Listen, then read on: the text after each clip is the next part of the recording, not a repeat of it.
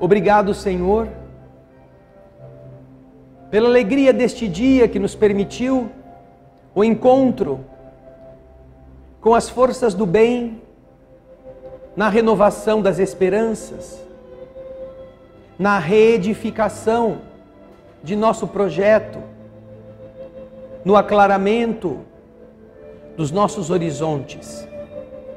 Como é bom quando temos um norte, este que possa dar a direção de nossas lutas, ainda que não possamos ir na velocidade sonhada, e mesmo que às vezes precisemos contornar algum obstáculo difícil, sem perdermos a direção.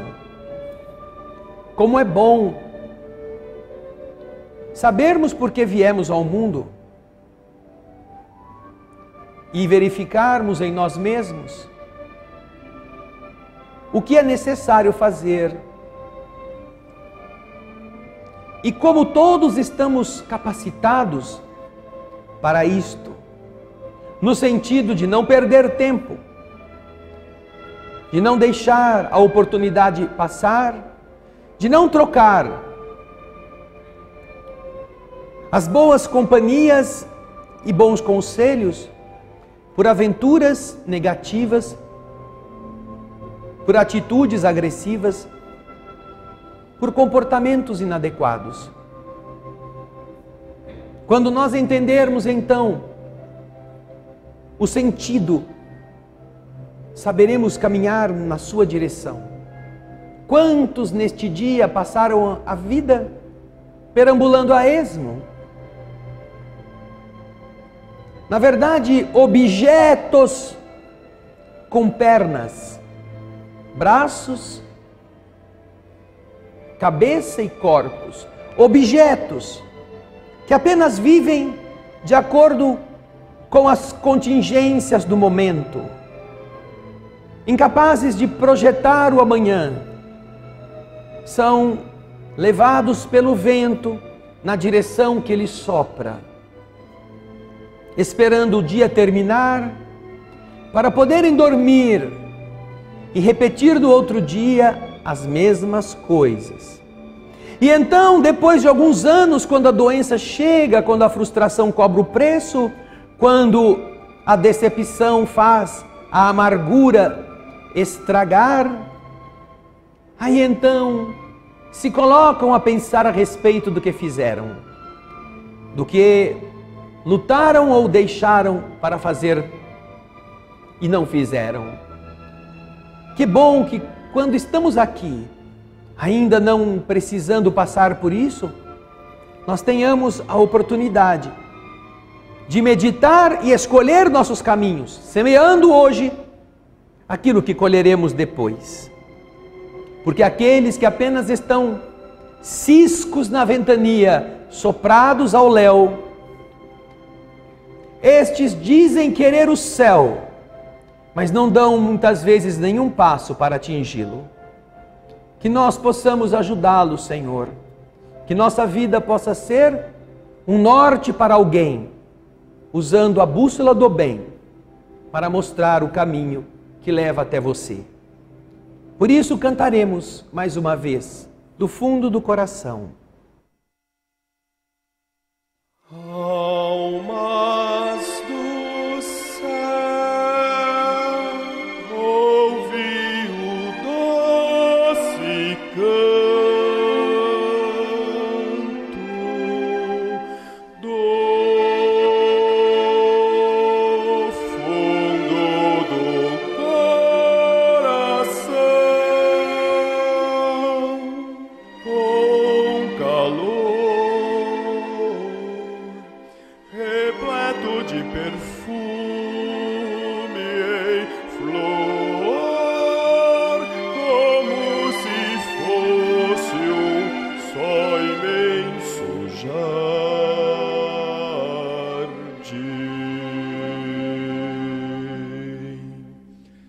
É a voz do bem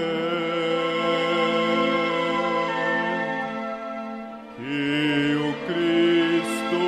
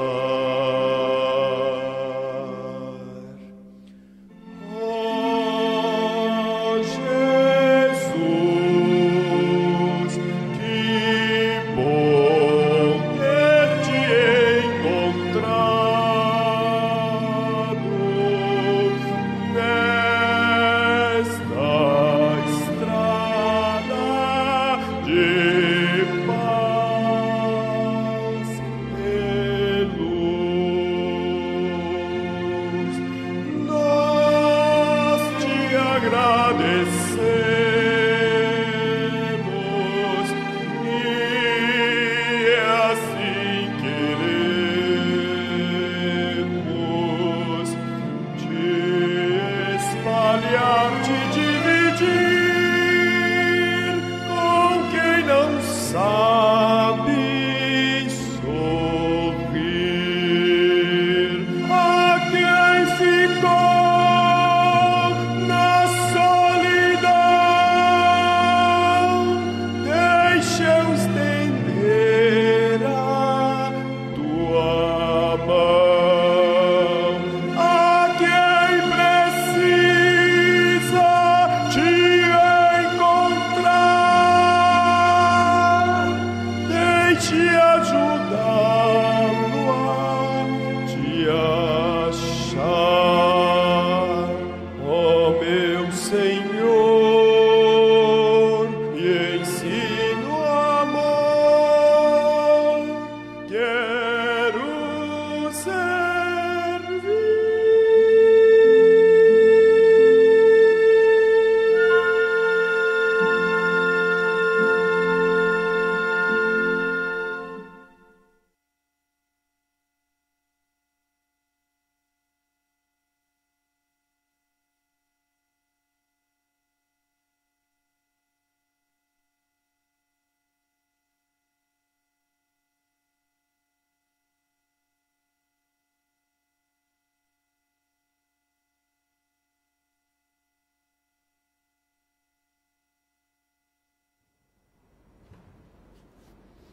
Queridas irmãs, queridos irmãos, queridos telespectadores da TV Alvorada Espírita, nosso abraço aos que estão aqui e a você, quase já em número de 1000 telespectadores, nos assistindo diretamente da sua família, no seu recôndito caloroso, aquecido, ou pelo menos com o projeto de assim se tornar, não é? Quando aqui nos reunimos na segunda e quinta-feira, nós temos o estudo do Evangelho segundo o Espiritismo. E esse estudo, ele vem numa sequência de tal forma que qualquer pessoa poderá, em casa, antes ou depois, ter o texto sobre o qual nós estamos trabalhando. Portanto, o capítulo 13º do Evangelho é aqui aquele capítulo que nós temos já há algumas semanas observado. Ao falar-nos sobre que a vossa mão esquerda não saiba o que dá a mão direita, já foram abordados aqui diversos ângulos dessa questão da discrição, da pessoa ser aquela que faz sem nenhum interesse, nenhuma vantagem almejada, nenhum intuito de recompensa. E entre os diversos tópicos, nesta noite nós vamos desenvolver aquele cujo título é A Piedade. Já passamos pelos anteriores que falam sobre a beneficência, sobre o óbolo da viúva, convidar os pobres e extropiados, a caridade material e moral, que é o título da instrução dos Espíritos, que engloba, a partir daí, esses temas que eu citei, a beneficência, a caridade material e moral, aqui, a piedade que hoje nós vamos abordar. É um texto de um espírito que se assina Michel, escrito na cidade de, ou recebido pelos médios em Bordeaux, uma cidade que se situa na França, em 1862. Deve ser essa tradução, a mesma tradução de Bordeaux, não é? Só que aqui está em português. Para que as pessoas leigas não fiquem imaginando que é uma mensagem que veio do bordel, né? Bordéus, não, até nos bordéus, que na verdade o plural seria bordéis, né? Mas a pessoa leiga, ela acha, nossa, até lá recebi aqui, que coisa boa podia sair do bordel, né? Como muitas pessoas às vezes pensam, que se trata de um lugar onde só exista gente que não tenha caráter, que não tenha valor, quando não é nada disso muitas vezes, não é? Encontramos gente honesta, gente valorosa, em todas as regiões, em todos os âmbitos da convivência humana. Tanto na igreja, nos templos, nas religiões, quanto nos lupanares, nos lugares dedicados até para facilitar, não é, ao exercício de hábitos nocivos. Mas o interessante desta mensagem, além, é claro, do seu conteúdo completo, é algo que nós vamos usar para trabalharmos uma questão que tem ligação muito profunda com um outro tema que nós iremos abordar para chegar na piedade. Este outro tema, nós vamos encontrá-lo na lei de destruição, a destruição do livro dos Espíritos. O livro dos Espíritos apresenta, na lei de destruição, uma das leis morais que compõem o terceiro livro, a terceira parte do livro dos Espíritos.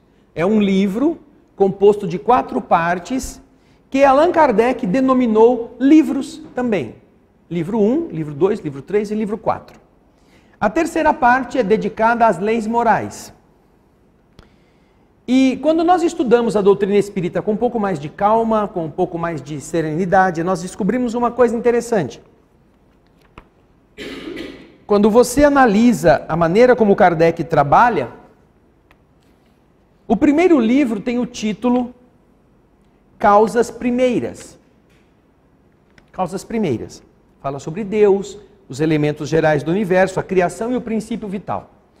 Quando você analisa este primeiro livro, são 4 capítulos, você perceberá que Kardec vai retomar estes temas em uma outra obra espírita que ele escreveu. Uma obra inteira.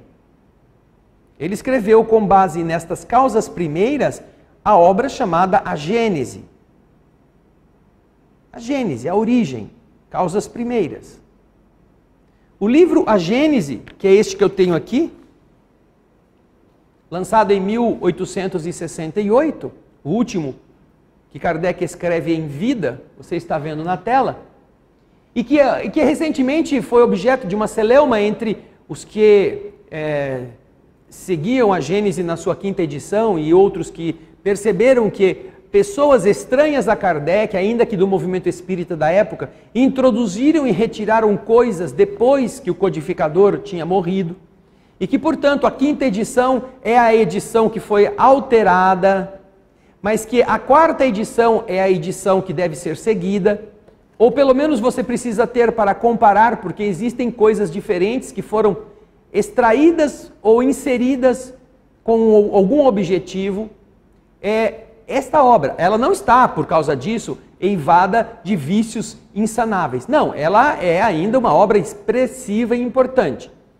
Porém, tome esse cuidado, procure a obra da 4ª edição, a tradução da 4ª edição do francês, porque algumas editoras já têm essa tradução feita, diretamente da 4ª edição. A maior parte das editoras, ela se baseia na 5ª edição, mas eu acredito que é importante que nós tenhamos essa informação sobre a Gênese. Porém, independentemente dessa polêmica, a Gênese é a obra que Kardec utiliza para amplificar o que está na parte 1, no livro 1 do Livro dos Espíritos. Aí no livro 2, ele fala, o título do segundo livro, que está aqui no índice,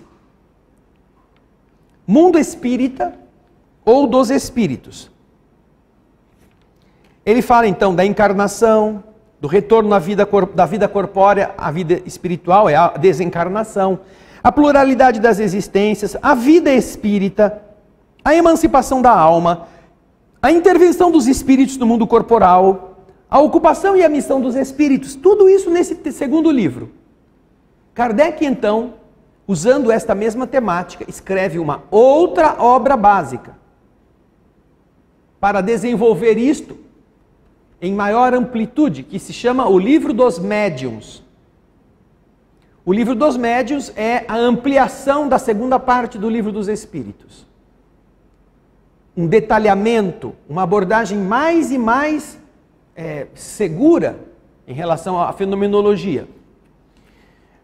Daí vem o terceiro livro, na sequência, dentro do Livro dos Espíritos, aquele que Kardec chama de o livro terceiro das leis morais.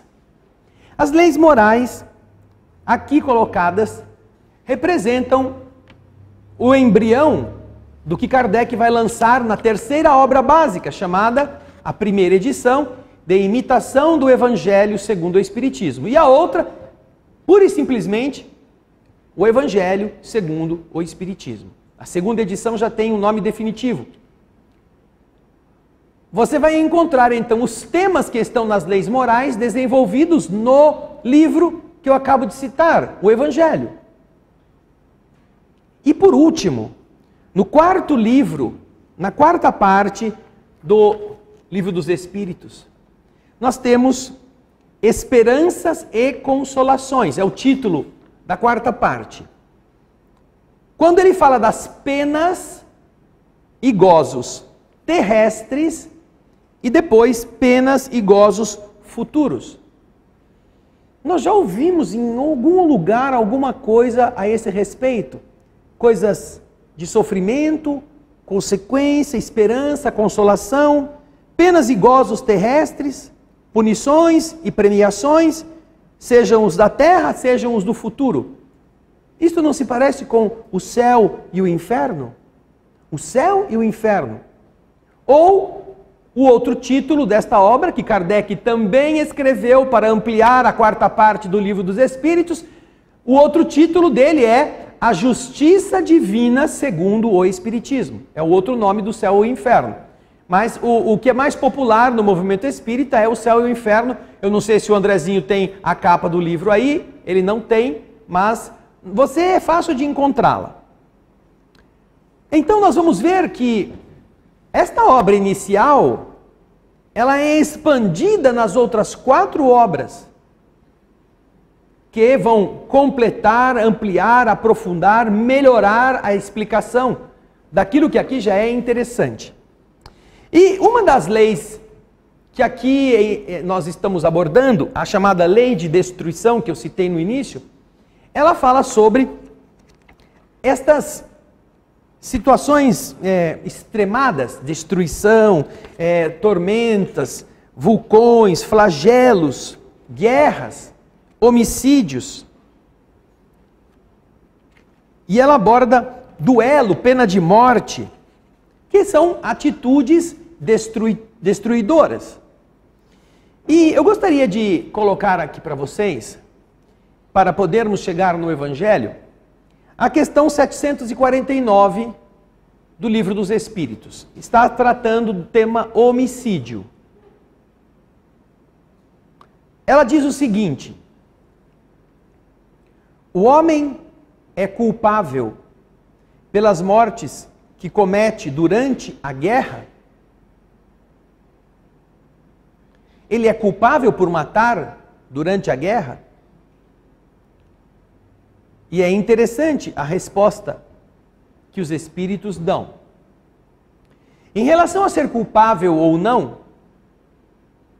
os espíritos vão responder: depende. A culpa dele depende.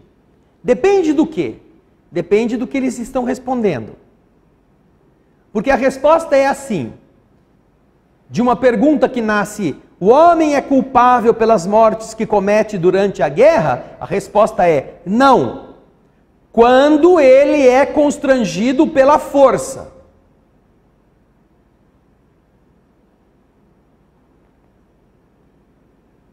Nessa condição, ele não é culpável. Mas e se ele não for constrangido pela força? Ele é culpável pela morte que ele pratica na guerra? É ou não é? Porque se a única coisa que exclui o homicídio em guerra é o fato de você ter sido obrigado a ir lá fazer aquilo,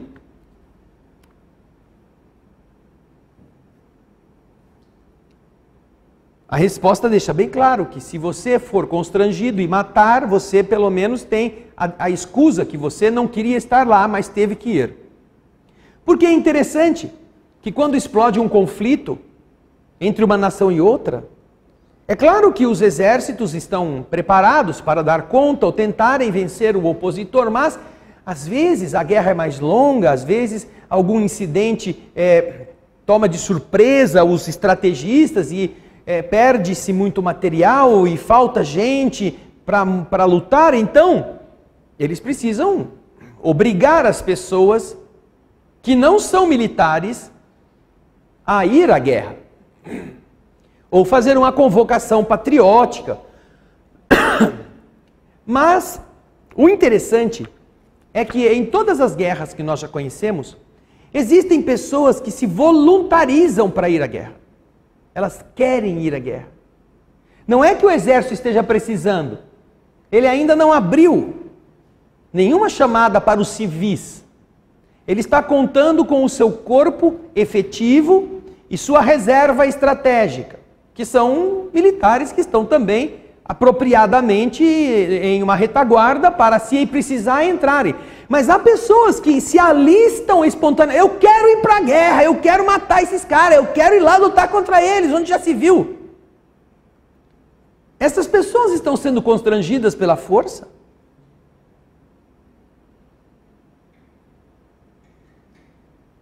Elas estão indo porque elas querem matar. Não há nenhuma justificativa perante o que os espíritos respondem, que atenue o fato de ela tirar a vida de alguém.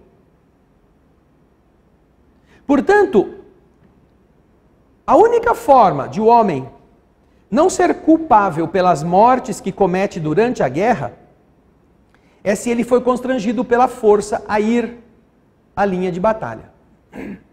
É engraçado que quando você fala sobre isso, não é? Nós temos um pouco de dificuldade de perceber como as coisas se distinguem. É claro que quando uma nação está em guerra, ela pede que os seus cidadãos se inscrevam. O fato de você se inscrever é o cumprimento de um dever patriótico, que quer dizer, olha, a terra que até agora te sustentou, te deu de comer, precisa que você a defenda. E então, esse impulso de você ser grato ao torrão que te sustenta o peso, que fez a sua família existir, e você pôde ali desenvolver a sua vida, é um chamamento valorativo para o espírito. É claro que entre ir e ficar sendo taxado de covarde, sendo humilhado por outras pessoas que não podiam ir à guerra, é claro que esta também é uma pressão, porque tem muita gente que tem medo da guerra, mas numa situação assim acaba indo porque está passando vergonha, que o vizinho já foi, o cunhado já foi, o irmão já foi, todo mundo já foi e ele ainda está debaixo da cama.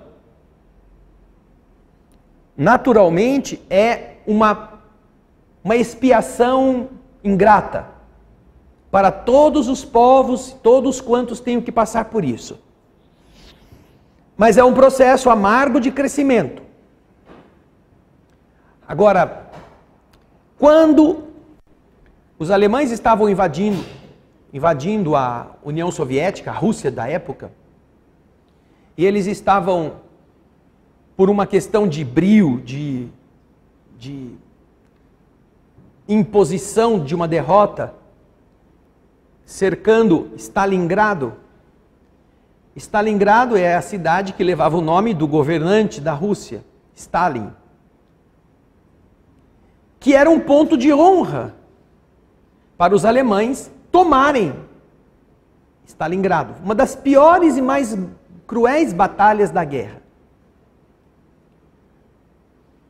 Poucos até sobreviveram e foi ali, segundo contam os historiadores, que a Alemanha começou a perder a hegemonia. Os russos eles tinham pouco armamento se comparado ao que precisavam para fazer frente à invasão. E os alemães que vieram imaginando fazer uma campanha rápida, foram surpreendidos pelo inverno e acabaram tendo que ficar ali naquela cidade que eles tentaram sitiar por vários meses, de forma a guerrear quarteirão por quarteirão, bombas derrubando todas as casas possíveis e os escombros servindo de trincheira para os atiradores, uma coisa medonha. Ali, contam os historiadores, e não faltam historiadores sobre este cerco, havia um rifle, um fuzil e um pente com 5 balas. Um soldado russo recebia o fuzil carregado com 5 balas. O outro soldado russo recebia um pente com 5 balas. E os dois eram obrigados a sair da sua trincheira e correr na direção do inimigo para conquistar território, para não deixar que a cidade fosse tomada como símbolo da Rússia. E por quê? Porque eram em dois.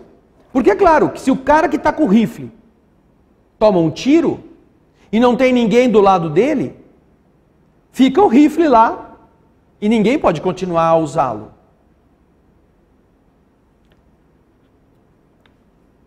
Só que o que acontecia era que, se por algum motivo a carga de ataque inimigo fosse extremamente pesado, e que aquele que ficou sem o rifle, aquele morreu com o rifle, o cara caiu, pegou o rifle do outro, tem mais um pente com 5 balas. Se ele resolvesse voltar para a própria trincheira, ele era morto pelos próprios russos. Ele só tinha uma missão: ou matar alemão ou morrer no meio do caminho, pelos alemães ou pelos russos.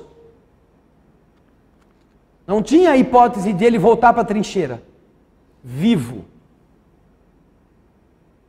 Veja só, não há dúvida em relação ao constrangimento da força. Numa situação de extrema penúria, em que um governo de uma nação tem que fazer isto para conseguir aproveitar ao máximo o seu potencial bélico precário, num circo que levou meses e anos para acabar, esse foi o preço, um dos preços que a gente compreende aqui bem claramente, que o homem não pode ser culpado pelas mortes quando ele é constrangido pela força. Mas a resposta não termina aí. Ela continua dizendo: mas esse homem é culpável pelas crueldades que comete. E essas crueldades vão pesar no julgamento a seu respeito, tanto quanto vai ser levado em conta a sua humanidade naquilo que ele está fazendo.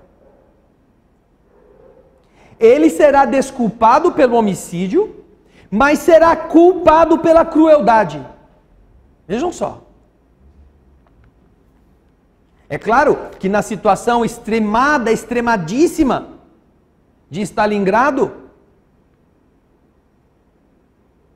era complicado e era muito difícil você tratar das coisas desta maneira. Mas estamos aqui citando inúmeras outras circunstâncias em que os conflitos não chegam a este nível, em que é possível, não apenas em guerras, mas em situações em que você está sendo ameaçado, você agir de uma forma que você consiga fugir da ameaça sem produzir a lesão.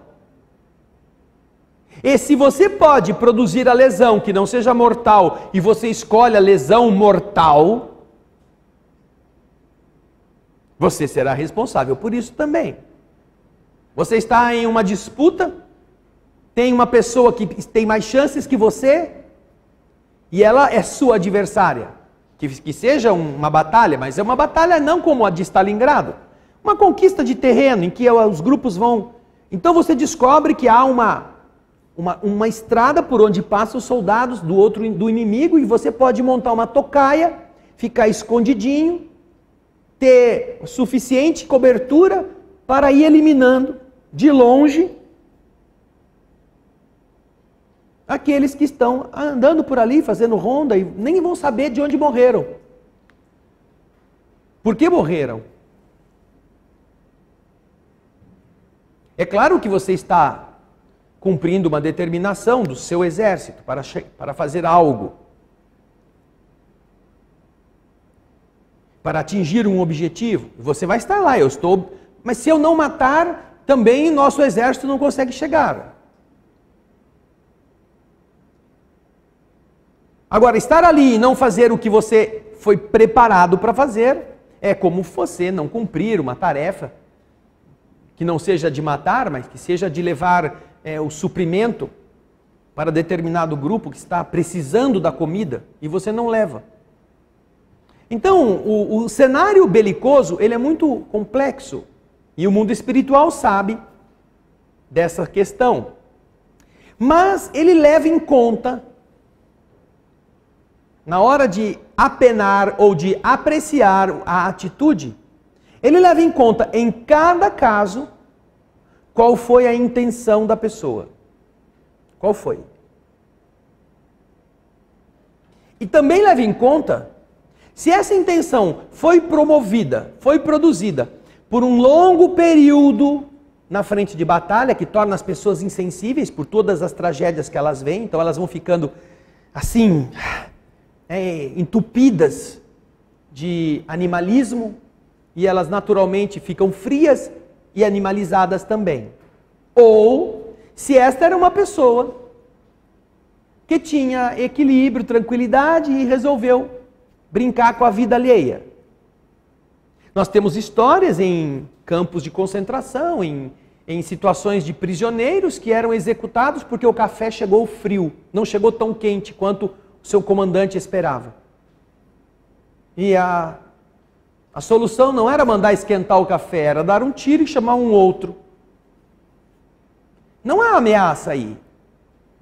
Não há nenhum risco. Há apenas alguém que se acha poderoso e é capaz de tirar a vida do outro, bastando puxar o gatilho. Apesar de, em termos teóricos, estarem em guerra. Trucidar os inimigos é outro problema. Quando, como aconteceu no cerco de Stalingrado, que os nazistas acabaram presos pelo exército russo. O exército russo lutou contra os invasores. Stalingrado quase caiu todinha nas mãos alemãs.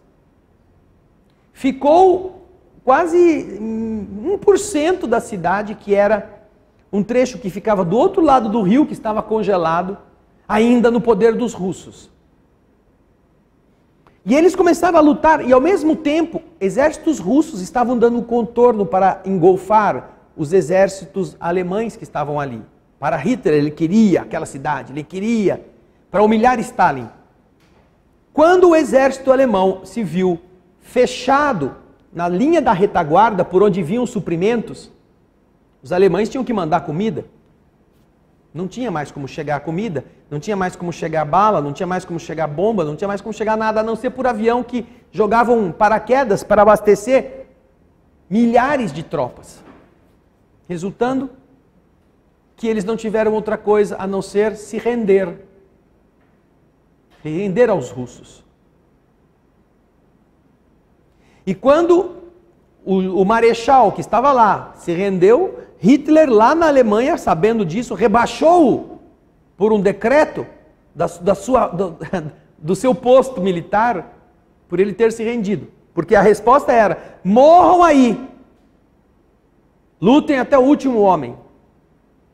Essa foi a determinação. Mas aí o que acontece? Eles foram vencidos, os oficiais de uma certa patente tinham certos privilégios pelas normas da guerra, e o resto do exército iam fazer o que com eles? Em uma guerra em que você tem a sua nação vitimada pelo frio, sem ter o que comer, como você consegue alimentar o inimigo que foi preso? Vai tirar a comida do seu soldado, que ainda está em guerra contra esse mesmo inimigo? Vejam só a crueldade da circunstância. A quem você vai dar o alimento? Aqueles que criaram a desgraça na sua terra e que agora são os seus prisioneiros? Ou aqueles que estão lutando para defender a sua terra, que estão passando fome? Foram condenados a morrer de frio. Como a única estratégia plausível. Sequer podiam ser abatidos com tiros. Eram tantos que o exército russo não podia gastar a munição para matá-los. Porque ela ia faltar na defesa deles em relação às outras frentes. Vejam só que coisa. Certamente que eu disse que esta é uma situação extremamente dolorosa na expiação de uma pessoa. E certamente que, como diz o livro dos Espíritos, aqueles que fomentam as guerras, estes serão os mais culpados. Aqueles que estão neste cenário terão as culpas potencializadas e avaliadas segundo o seu estado emocional, que é um estado muitas vezes precário.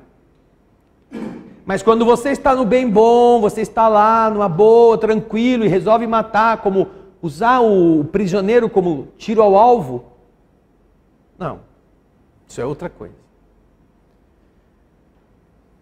Então, a crueldade, não apenas na guerra, em todas as relações, ela demonstra uma coisa, que é também aqui definida pelo livro dos Espíritos.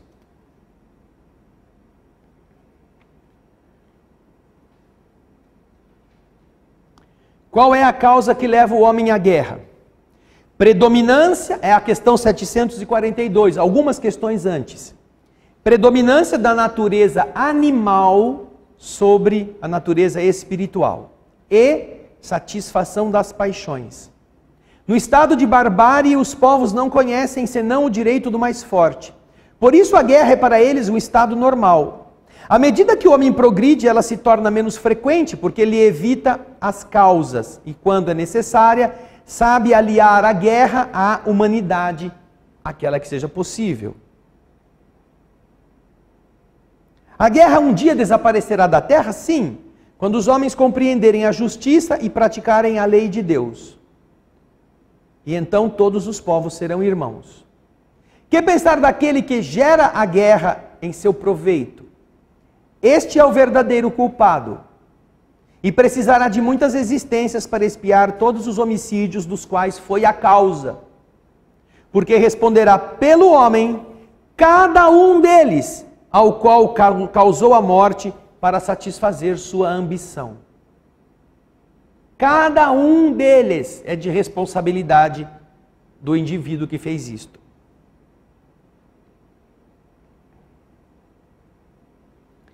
Bem, se a crueldade é demonstração do nosso estado animal, que é o que os Espíritos estão explicando, porque a crueldade demonstra, como ele diz aqui, logo a seguir, que é o instinto de destruição, no que ele tem de pior, porque se a destruição algumas vezes é necessária, a crueldade não o é nunca. Nunca. Ela demonstra sempre o resultado de uma natureza má. A pessoa que é cruel, não só na guerra. A pessoa que é fria, que sabe medir o modo de agredir o outro, que sabe produzir a irritação em alguém, que sabe pegar no pé daquela pessoa para essa pessoa ficar irritada ou ficar nervosa, esta pessoa está sendo cruel deliberadamente. Às vezes pelo gosto de mandar, às vezes pela medida de ser autoritário e todo mundo ter que abaixar a cabeça porque precisa do emprego. A crueldade representa a demonstração da natureza má do espírito. Enquanto o homicídio, às vezes, não, porque ele está sendo pressionado para fazer aquilo. É a vida dele ou é a vida do outro, e Deus não poderá puni-lo se deu ao homem um instinto de preservação, de conservação. E se ele, para viver, precisa tirar a vida de quem a está ameaçando.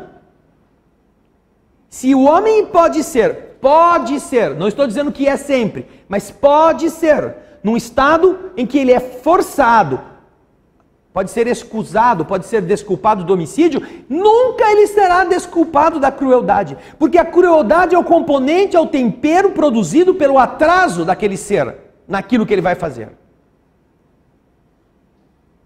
Você pode ser um chefe, pode pôr ordem nos lugares onde você tem que comandar, mas você não precisa ser cruel, a não ser que goste.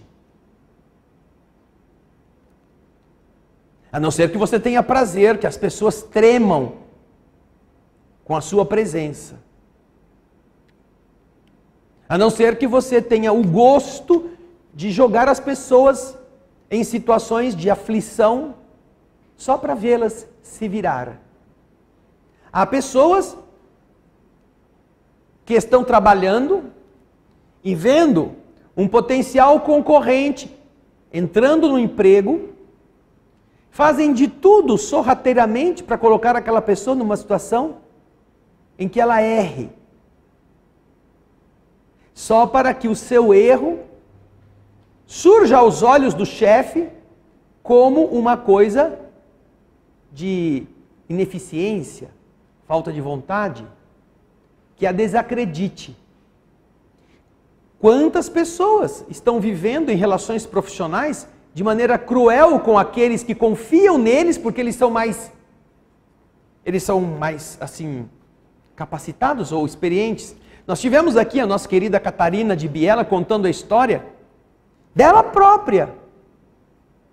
Quando ela foi trabalhar, uma pessoa de outra nação, não entendendo direito o funcionamento, quem estava lá naquela sala começava a mandar ela fazer coisas que eram erradas.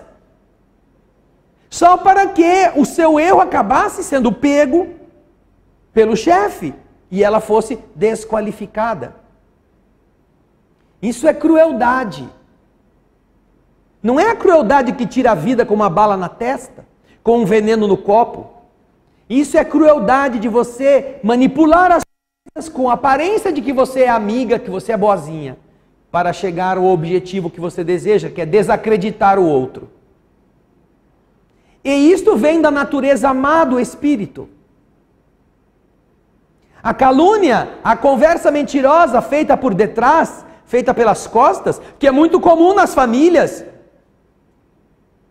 é também do mesmo padrão. Manifestação da natureza má, invejosa, mesquinha. Daquelas pessoas que não puderam se ver aquinhoadas das mesmas coisas, da mesma beleza. As pessoas que têm um certo sucesso sofrem muito com esse problema. Seja porque são bonitas, e todas as mulheres bonitas já sofreram isto, inveja das suas amigas, às vezes mal disfarçada e às vezes declarada, tanto que é muito complicado para uma mulher ter amigas, a não ser companheiras assim de vamos junto no banheiro, que eu acho que uma das coisas que as mulheres mais gostam de fazer junto é ir no banheiro, não sei qual é a graça.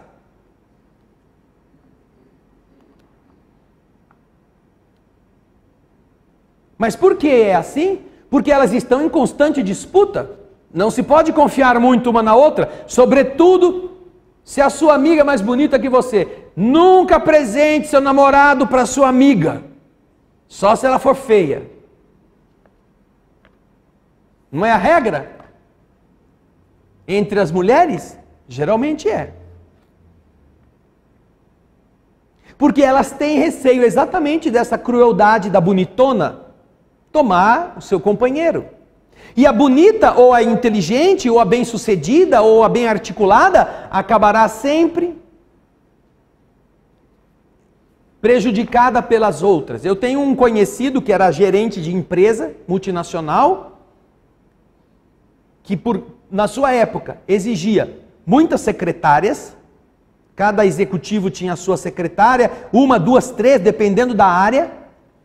E ele, ao longo de todas essas décadas que ele ficou nessa condição, ele tinha uma conclusão que ele dizia que era absoluta e verdadeira.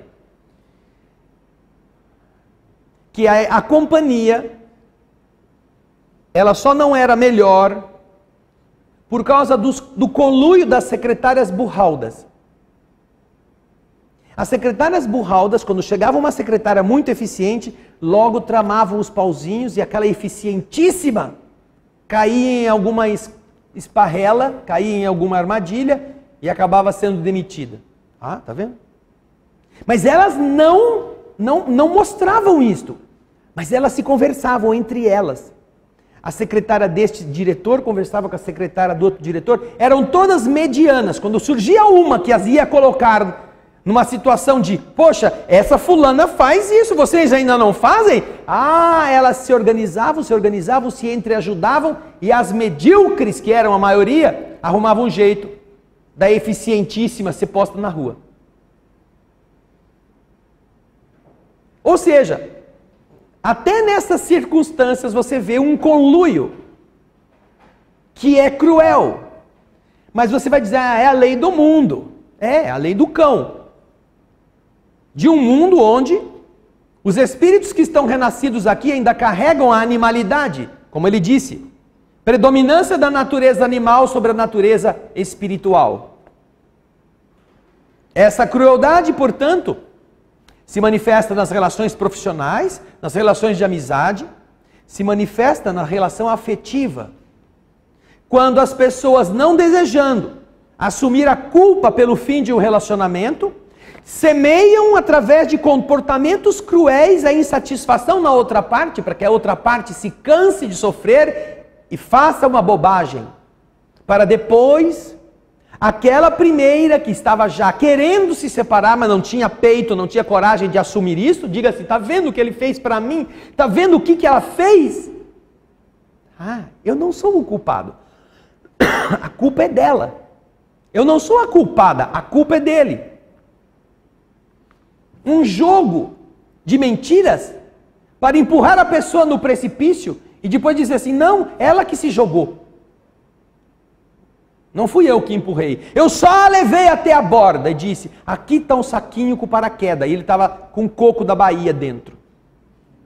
Pode pular a hora que você precisar. Se precisar, não dá sopro.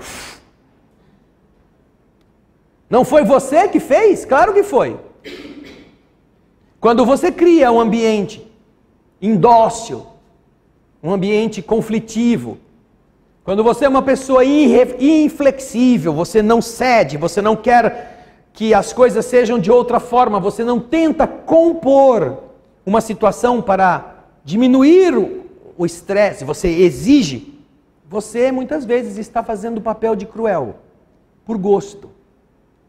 Porque você tem o cargo, você tem a patente, você tem o dinheiro, você faz do jeito que você manda e todo mundo tem que dizer amém. Não quero dizer que não existam situações em que precisa ser assim. Existem. Você não pode fazer um congresso com os seus funcionários para perguntar para eles se eles concordam de você fazer um contrato com uma empresa da China que quer comprar toda a produção de vocês, mas vai ter que fazer muito mais. Você não pode fazer isso. Ah, não. A China tem trabalho escravo. A China é uma nação comunista. A China é um concorrente nosso. Se você for ouvir todo mundo, você não faz, você fecha a empresa. Você apenas tem que fazer as coisas na administração que te compete e comunicar aos seus funcionários que a rotina agora será assim, assim, assim, assim, com as consequentes modificações de postos, de atividades, de horários, etc. Quem não estiver adequadamente contente pode procurar um outro trabalho. Aí vem sindicato, vem toda essa baboseira que inventaram aí para tirar dinheiro de uma sociedade como a nossa. Mas nós não estamos tratando desta temática, estamos tratando de como as coisas podem ser resolvidas. Em alguns casos é possível conciliar. E às vezes, até mesmo, neste caso, da empresa que vai pegar um contrato muito grande, Você não compartilha isso com os funcionários da produção, mas você chama os gerentes, você chama os seus sócios antes dos gerentes, você compartilha com aqueles que são a cabeça pensante da instituição, da empresa. Nós temos esse projeto, o que vocês acham? Vamos entrar? Vamos ficar de pé atrás? Como vamos fazer? Não sei o que, é vantagem, olha, já fizemos um cálculo, vamos fazer um estudo, o estudo é esse, converse com a... Vamos marcar uma reunião para a gente definir. Então você está vendo que neste caso ainda também é um momento de consenso entre os que são iguais na direção. Mas você que é chefe de família, você que é mãe ou pai, chama os seus filhos e faz uma assembleia para ver se eles concordam que você não vai mais comprar doce durante uma semana e só vai dar o doce no fim de semana. Vê se eles aceitam. Qual é a votação? Depende do número de filhos que você tiver, né? Mas quanto mais filho você tiver nessa votação, mais danado você está. Não adianta você explicar que aquilo engorda, que aquilo faz mal para a saúde, para o sangue, que aquilo faz cárie, que o dente apodrece. Não, entre o doce e a abobrinha, vai todo mundo fazer você ficar comprando doce o resto da vida. Você tem que dizer, não tem mais doce, não tem mais refrigerante, refrigerante uma vez por semana. Eles não têm senão que aceitar. Não estão na idade ainda de dizer como deve ser a administração da família. Agora, é claro, quando eles já forem maiores, estão saindo de casa, eles tomam o que eles quiserem, comem o que quiserem na rua. Você não tem como fiscalizar. Mas enquanto está ali, você está cuidando da saúde básica de um corpo em formação. Ou seja, a crueldade, em todas as circunstâncias, ela é a demonstração de quem você é. Como você trata um animal na rua, como você cuida dos seres que estão sob a sua tutela, seja um vaso de planta, uma árvore.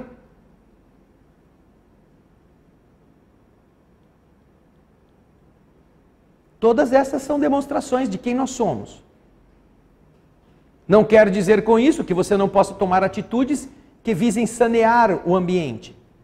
Tem um enxame de barata na sua casa. Não vamos matar, porque se eu matar a barata, o meu instinto animal vai estar acima da minha humanidade. Não. Você está vivendo com seres que conflitam com a sua necessidade de higiene. E uma vez que você pode, quando muito, fazer o que o Chico fez, fazer um manifesto às baratas, informando-as que amanhã vai vir o Sidésio para jogar veneno, que é o que acontece aqui na nossa casa de vez em quando. Se elas quiserem ir embora, elas têm a chance.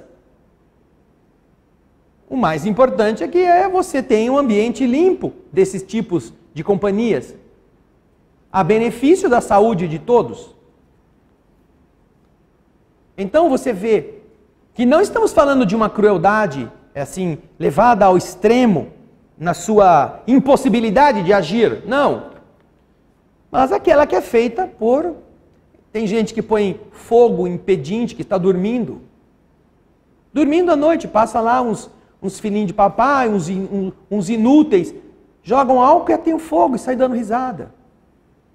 Fazem isso com um cachorro, atropela o bichinho, como se fosse um lugar que você tem que atingir com a velocidade do seu carro. Passam nas poças d'água para molhar as pessoas que estão esperando condução, dá risada. Tripudiam sobre a felicidade das outras pessoas que querem dormir naquela noite de descanso e o cara não está nem aí com os outros. Isso é cruel. Isso é uma indiferença mesquinha, fruto da natureza animal sobre a natureza espiritual.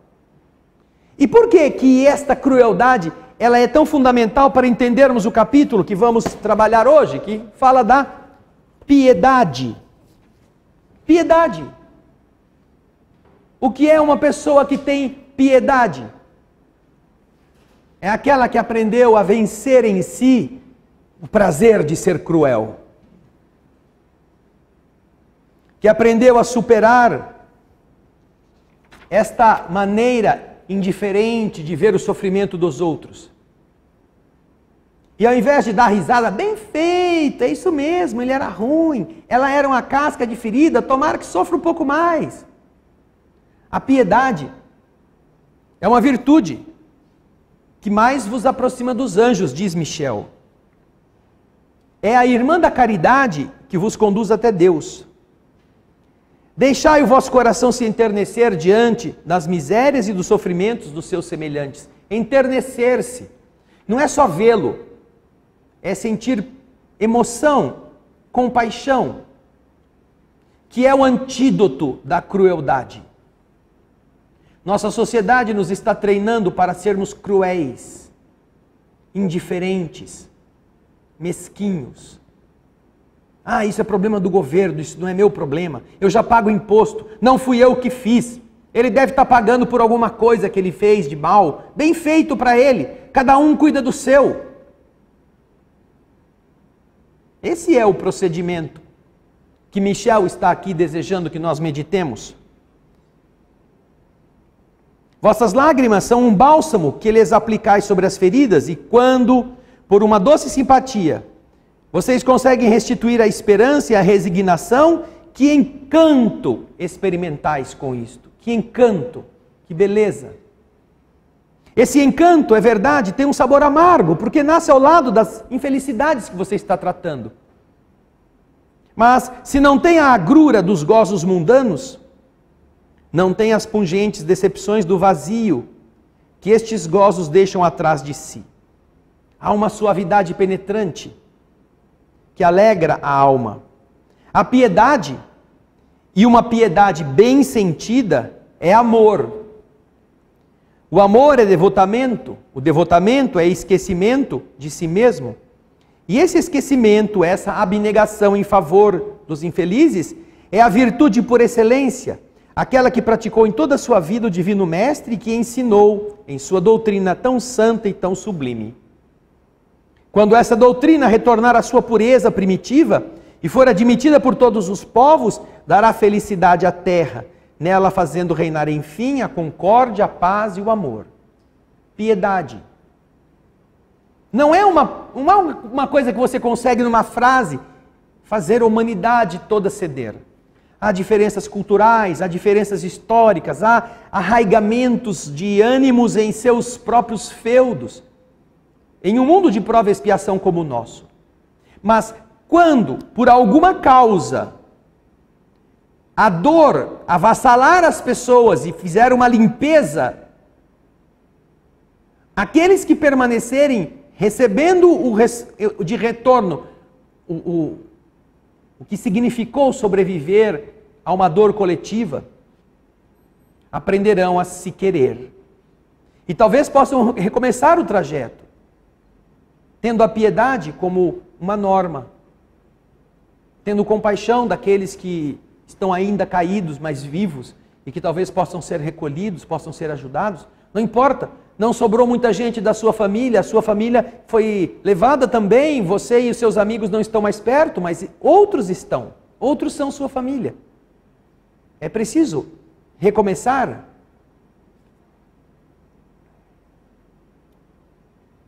E isto, nesta mensagem, nos ensina: não sufoqueis jamais em vossos corações essa emoção celeste. É quase hoje uma lei. Você não pode se emocionar com a dor. Porque se você se emociona, você tem que abrir a mão, a carteira, você se fez tocado a ajudar, seja de um jeito ou de outro. Você tem que guardar o que você ganha, o que você possui, para você e para os seus. Não pode ajudar estranhos.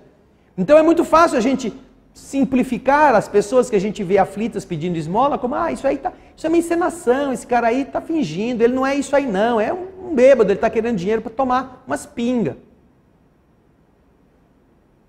Mas às vezes é verdade, às vezes a pessoa está lá precisando. Quem somos nós? Conhecemos a vida pessoal para dizer isso de alguém? Não sufoqueis jamais em vossos corações essa emoção celeste. Não façais como esses egoístas endurecidos que se distanciam dos aflitos, porque a visão da sua miséria perturbaria por alguns instantes a sua alegre existência. Tenham medo de permanecer indiferentes quando vocês possam ser úteis. Tenham medo de não fazer nada quando a oportunidade dá a chance de você fazer algo de bom. A tranquilidade comprada ao preço dessa indiferença é a tranquilidade do mar morto, que esconde no fundo de suas águas o lodo fétido e a corrupção. Com isto nós entenderemos que piedade e crueldade são antídotos, são a negação do outro. E a solução do outro. Quando nós aprendermos a desenvolver piedade,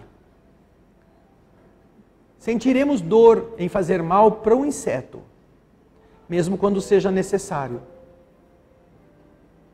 Às vezes vemos pessoas que estão vivendo no meio do mato, em alguns programas, sobreviventes, esses que estão passando uma temporada sozinhos, que precisam caçar, comer daquilo que a terra oferece. Alguns vão lá, matam qualquer bicho, já põem na fogueira, tira a pele e comem. Outros não. Outros conseguem fazer uma armadilha, o animal morre, e eles, quando chegam e veem o animal morto, eles estão para recolher o animal, eles põem a mãozinha no bichinho e agradecem aquela vida que vai lhe dar alimento. Agradece aquele ser que morreu para que ele pudesse ter comida. É a reação, é a essência espiritual de alguém que está precisando sobreviver, usando um outro ser. Não está matando para vender, não está matando para ficar gordo, não está matando para fazer churrasco, não está matando para dar uma festa. Está matando para consumir. E ainda assim, tem compaixão. Quando vê uma manada e ali está um grande, já pensa, se esse for abatido, é o mais forte, ele vai enfraquecer a manada. Talvez ela seja uma fêmea que esteja prenha, eu vou matar 2, ao invés de matar só 1. Vou pegar o mais velho, talvez um pouco mais fraco. E já que eu preciso, e ele tem o que eu preciso, eu privarei o rebanho de um dos seus mais frágeis elos, não do principal. Também é compaixão, também é piedade. Nós poderemos meditar todos os dias que nós encontraremos oportunidades de descobrir onde estamos sendo cruéis e descobrirmos como podemos ter piedade de coisas que nem imaginávamos. Mas agora é a hora de cada um guardar em sua mente o ensinamento de Michel e seguir com ele para casa, para que no dia seguinte eles possam, Michel e o ensinamento, fazer você representar Jesus condignamente. Vamos fechar os olhos para a prece de encerramento.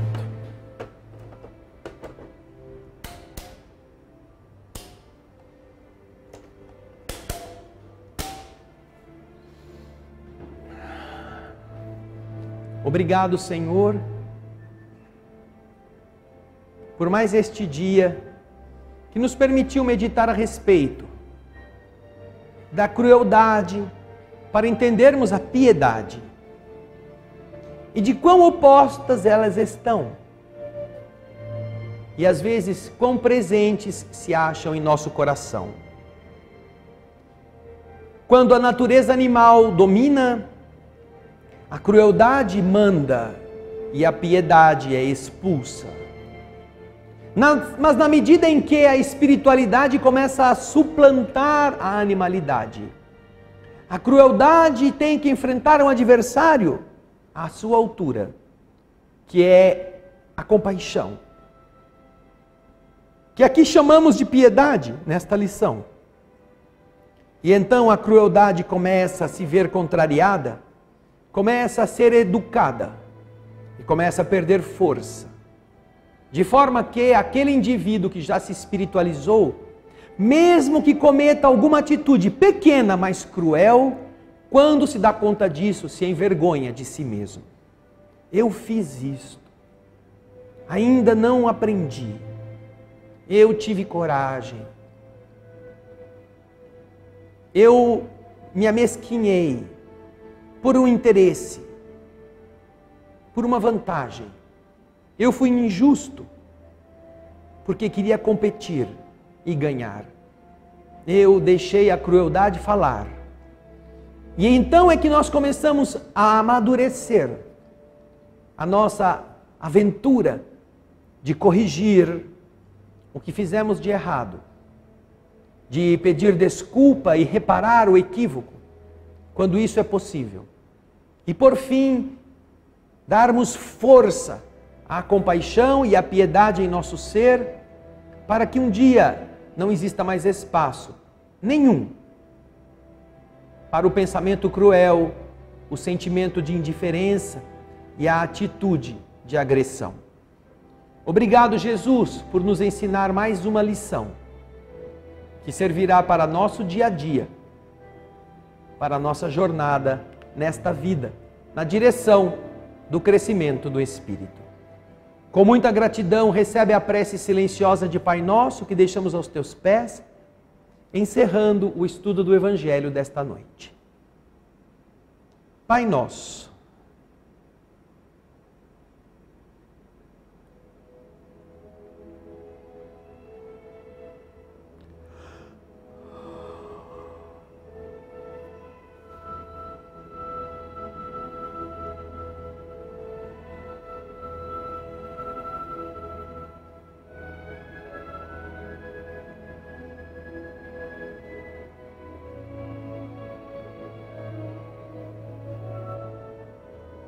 que assim seja.